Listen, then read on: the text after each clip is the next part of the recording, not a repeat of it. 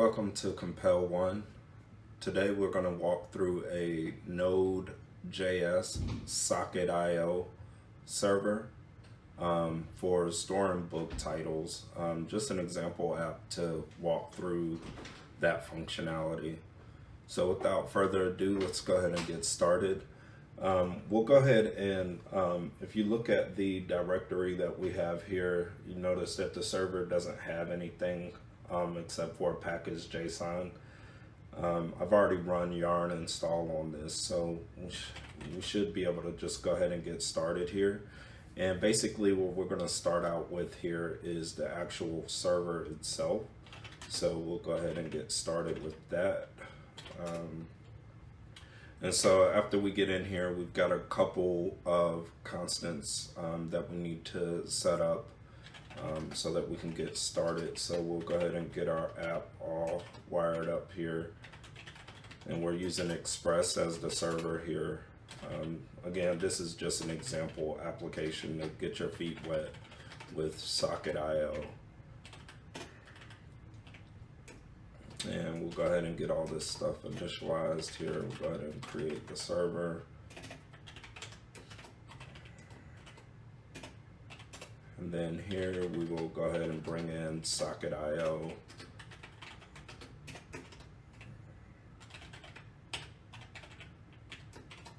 And we'll tie that up to the HTTP server that we just created. We're going to create this book data in just a second. So we'll go ahead and just import it real quick so that when we do get it set up, we'll already have the import set up for it. Here we'll just set up our port that we're going to actually be listening on, and that'll be 3001. One difference in this video compared to the other videos is that the Docker file, I'm not going to walk through creating that. I'm just going to create it and then drop it into the actual Git repo, so that you can just pull it in and run Docker Compose up if you want. That way you don't have to have anything special installed on your machine here.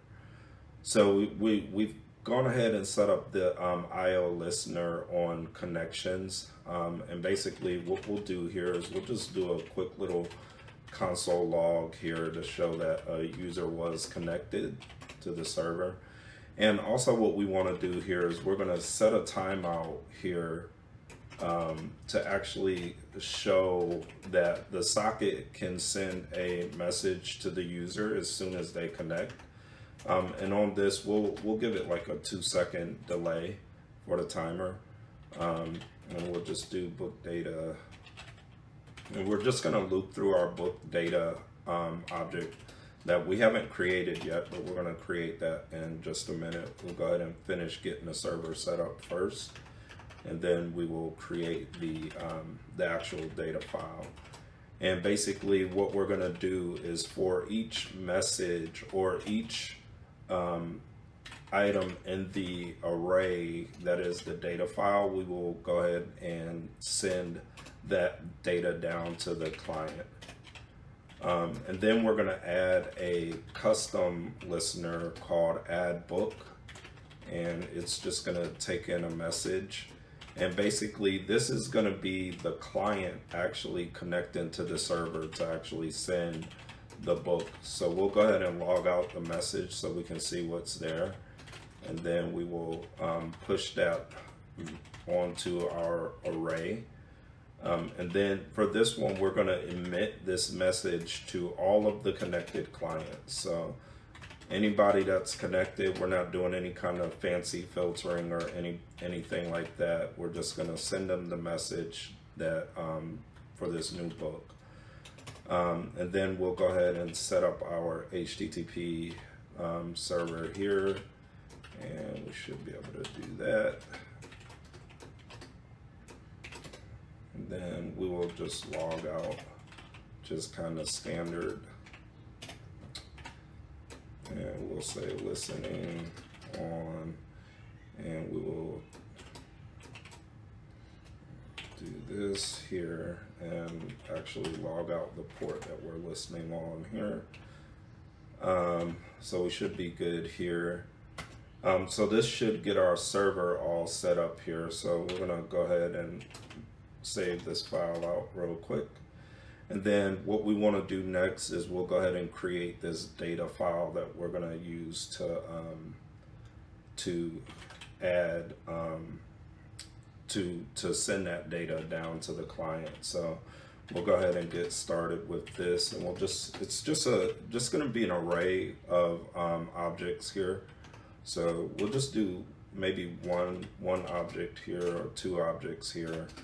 So we'll say ID, name, and we'll call this one a time to kill. And so we've got our first book there, and we'll go ahead and add one more book. So ID is going to be equal to 2, and the name, we'll call this one Moby Dick. Okay, so we've got our books all set up. The next thing that we need to do is just export this so that the server can pull it in. So we will go in and do a module exports, and we will send out data here, and then here we'll actually write this file out again, turn the caps lock off, and we'll call this one data.js.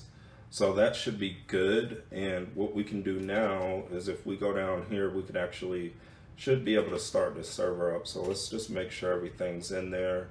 We can see all of our files in there. So let's clear this out, and then we'll node and start the server up and see if we get any errors.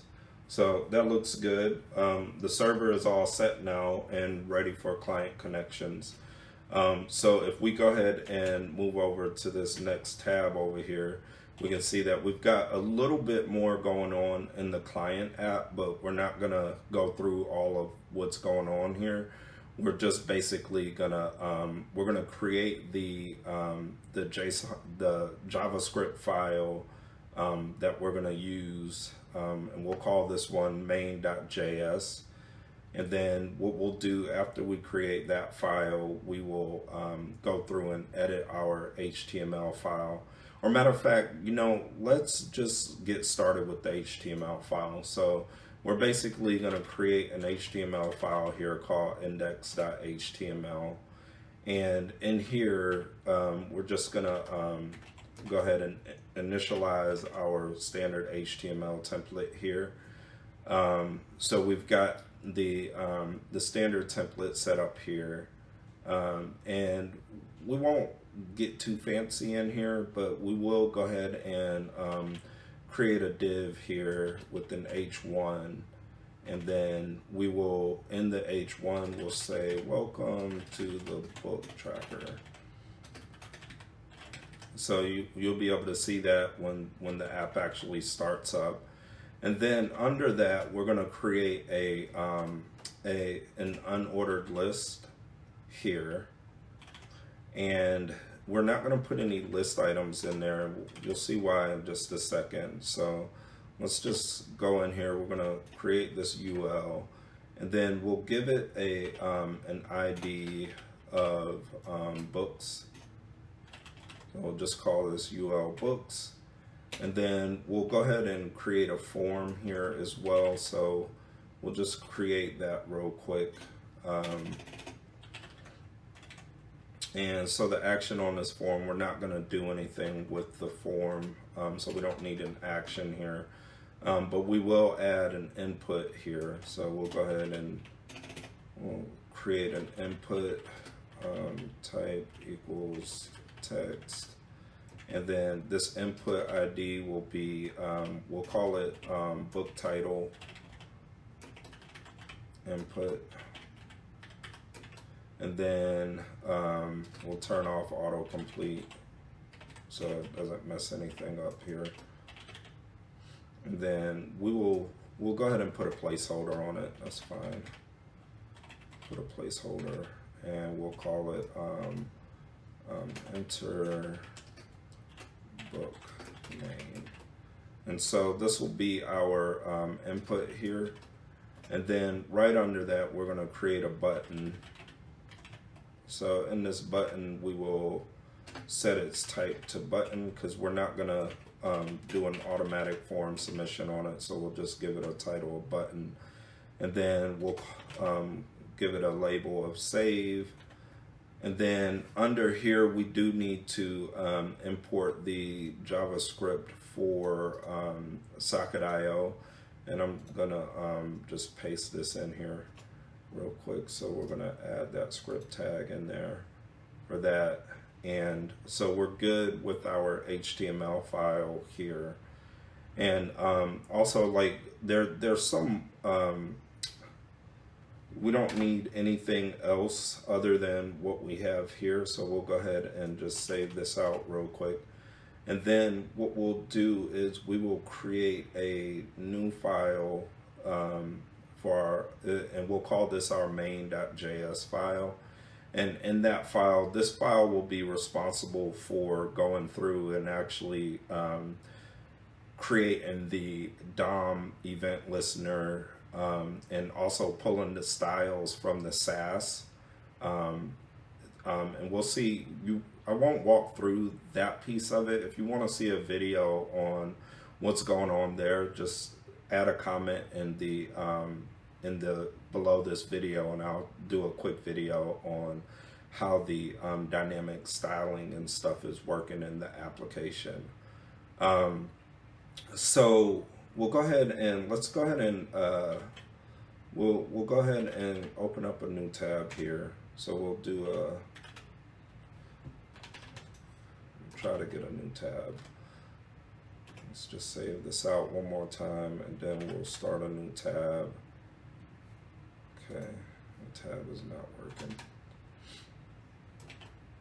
Let's write this out. Let's just exit out of here real quick, and then we will go into source JS. And then in here, we're going to create our main.js file in here. So we will go ahead and do that real quick. So, and then in this file, this is where we're going to do all of our work here. So we're just going to import a Socket.io client here.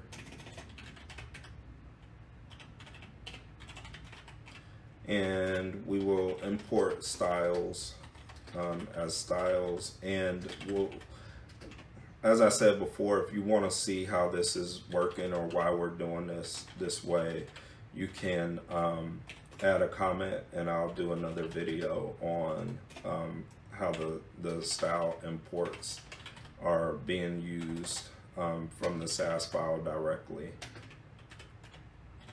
And we'll just, we do have some reactive extensions in here, so we'll kind of talk through that as well. We can do a video on that as well, so just leave a comment and we'll do a video on that piece of it as well. So in here, we're just gonna add our event listener, and we basically want an event listener on DOM content loaded. And from there, we'll have a little function that we go through here. And what we're gonna do here is we'll go ahead and start using, we'll create an array for all of our styles. And again, you'll see why we're doing that is later in the video, and we can do a specific video on that as well. The next thing we want to do is we want to grab our button, and we are going to add that guy so that we can use this later. So we'll just go ahead and add that real quick. Make sure we spell it right here. And then from there, we will go ahead and add the book title input, because we're going to clear that input after the save button is clicked. So we'll just go ahead and add a reference to it here, and that guy should be named that. And then we'll loop through all of our styles and add them to the array. So I'm going to grab all of our default styles here. We'll loop through that.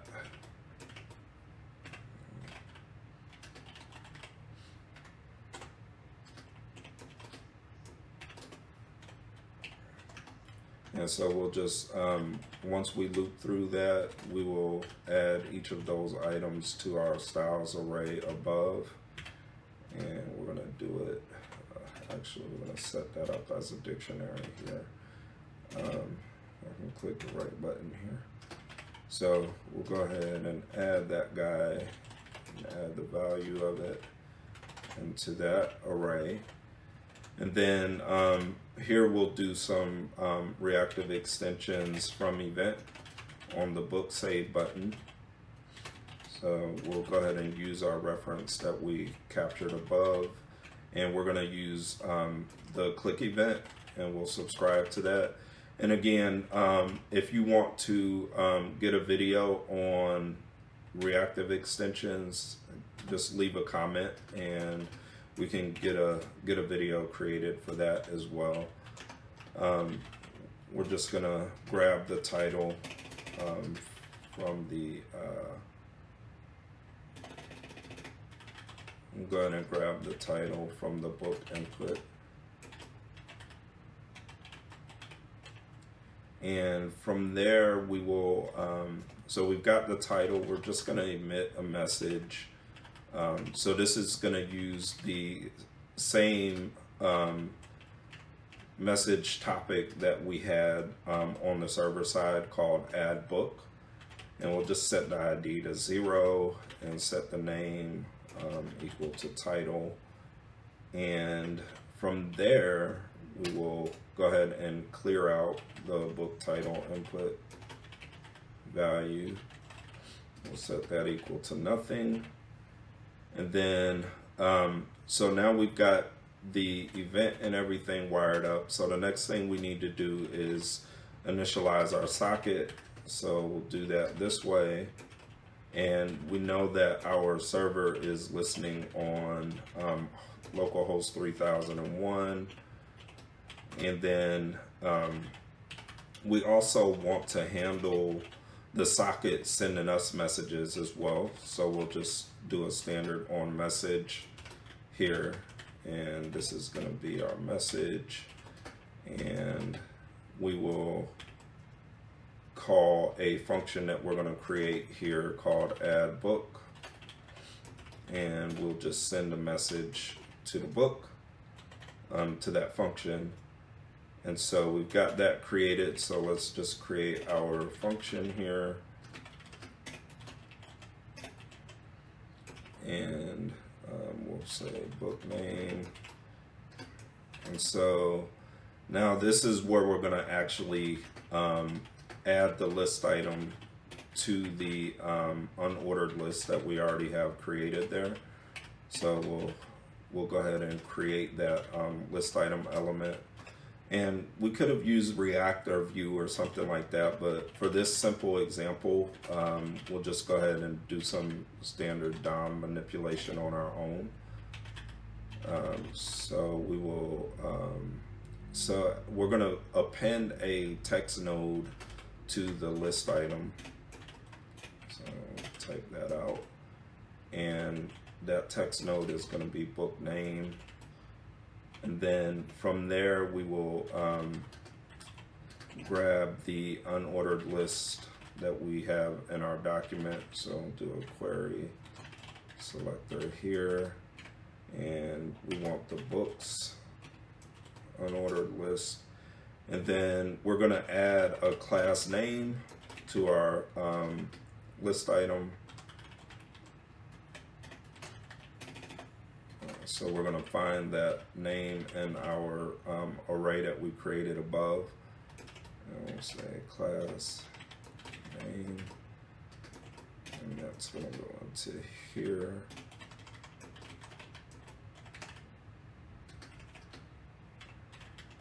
So we're looking for that class specifically. And then we'll do a, so we've got that in there, and then we want to do a dot value on here. So that'll set that up, and then we can go and append the list item to the unordered list there. So I think that looks good. All right, so we will go ahead and save this out real quick. Okay, so now that we've got the code finished up here, we will go ahead and start up the client app. As you can see, the server is running here on 3001, so we should be able to go here and run this in dev mode to get the client actually up and going. So as soon as that gets to a good point, it'll bring up the browser and we should be all set. And then what we'll see over here on this side is we'll see user connected will come up here. That will tell us that a user has connected to the server, and we should be able to add books at that point. So we'll give our 2-second timer, and you'll see that we go ahead and get the 2 books that we had as examples. And if we slide over here, you can see that a user is connected right here. So that shows that we're actually getting a user connected here. And what we'll do here is we'll come down here and add a new book. And what you'll see is that the new book is added here, but that's not the cool part yet. The cool part is you'll see that the server actually got that information for the book.